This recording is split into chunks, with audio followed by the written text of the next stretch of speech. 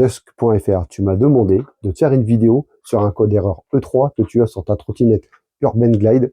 Ça tombe bien, celle-là, elle a quasiment le même défaut, je vais pouvoir te montrer. Déjà, pour commencer, le premier truc à faire, c'est identifier ton code erreur. Donc, soit avec le livret qui t'est fourni avec ta trottinette, sinon tu vas sur Internet ou tu demandes à ChatGPT, Gemini, c'est plus simple. Gemini me dit, ou ChatGPT me dit la même chose. Code erreur E3, ça signifie un problème avec le capteur Hall.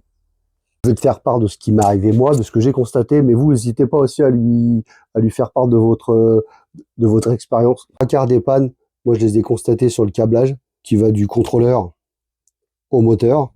Et un simple petit contrôle visuel, genre là, bah là on voit bien que le câble il a pris cher. Bon bah là celle-là en fait elle a carrément c'est fêlé. Donc celle-là elle est morte.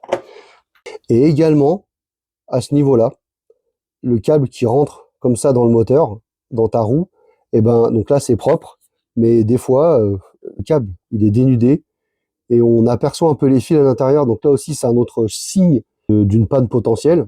Et aussi sur une trotte, il y a des fois il y a un connecteur là, ici. Juste tu te déconnectes, tu mets du en contact, ou alors j'ai eu une pine, une deuxième fois aussi une pine qui était légèrement enfoncée, donc le contact qui se faisait moins bien, voire pas du tout.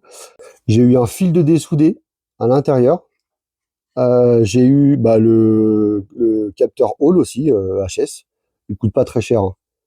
Si malgré tout ça, tu vois rien, moi je prends mon multimètre et je teste mon câble. Donc là, c'est la partie contrôleur. Là, tu as le câble qui part à ton moteur, qui va à l'intérieur. Pour démonter la roue, hein, petite vis là, tu les retires. Tu retires la roue de WD-40. Bon bah moi, j'en ai presque plus. Voilà. Je me mets par terre et avec mon tournevis, tranquillement, je fais levier comme ça tout le tour. Et au bout d'un moment, il se retire. Là, n'hésite pas à tirer, de récupérer un peu de mou sur ton câble. Ça, c'est le capteur Hall. Et des fois, tu as des fils de dessoudés là. À cette étape-là, que tu prends ton multimètre et que tu bipes chaque fil de ton capteur Hall.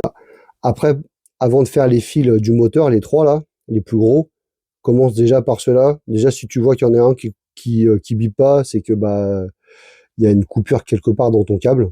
Pas la peine d'aller plus loin, parce que là, il faut retirer le serre-câble, il faut bon, il y a un petit peu de trucs à faire, mais bon, ça se fait bien.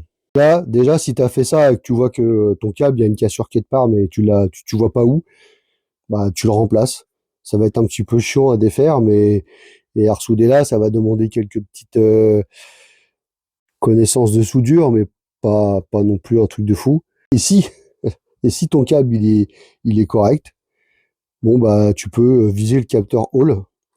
Comme tu vois, c'est vraiment, il est juste collé là, c'est vraiment pas compliqué à retirer, à changer, en plus c'est vraiment pas cher. Tu peux regarder chaque contact, là, tu les défais, tu mets du nettoyant contact dessus.